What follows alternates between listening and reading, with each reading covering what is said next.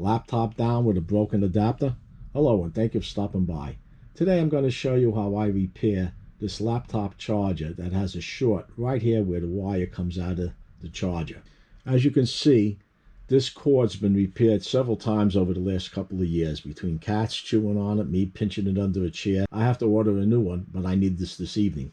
Now, before we get started, you want to make sure the specs on your charger, you may have the same one. On ordering a new one, you want to make sure you have the right voltage, the right polarity, and the right amperage. As far as repairing it, we want to make sure we get the polarity correct. According to the chart, this outside barrel is negative. You need a voltmeter for this. You want to check it. You don't want to take it for granted.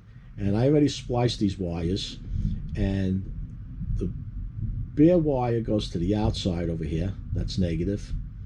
That's this wire right here with no covering. And the white wire is the positive. It's the inside of the barrel. Checked it with the multimeter just to make sure. Now, when I opened this power supply up to get to the wires, I want to pull it out and desolder these two wires from underneath. But I was having a hard time getting this out, and I really have to use this tonight.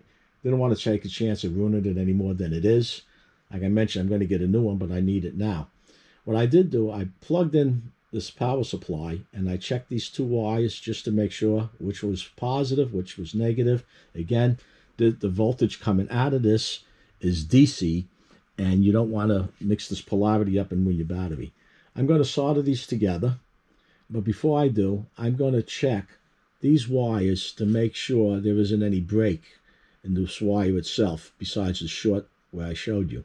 Because if I put it all together and there's a break somewhere else in the wire, it's still not going to work. So that checked out. The wire is good. Now I have to get it together.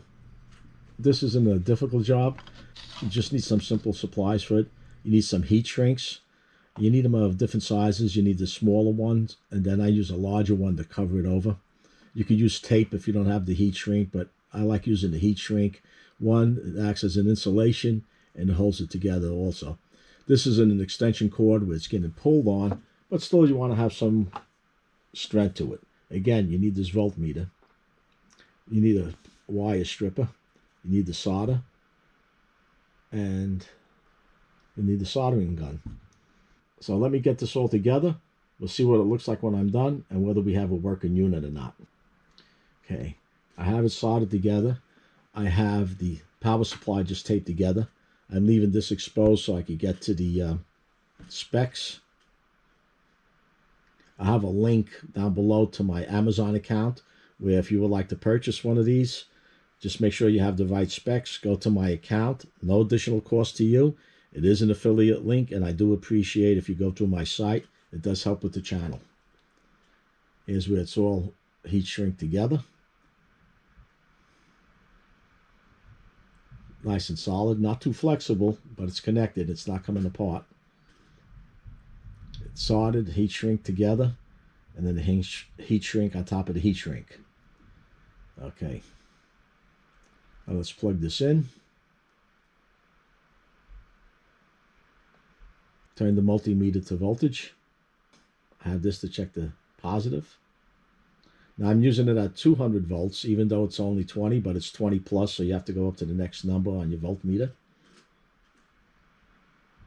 This is supposed to be negative, the barrel. We'll hook up the negative to it.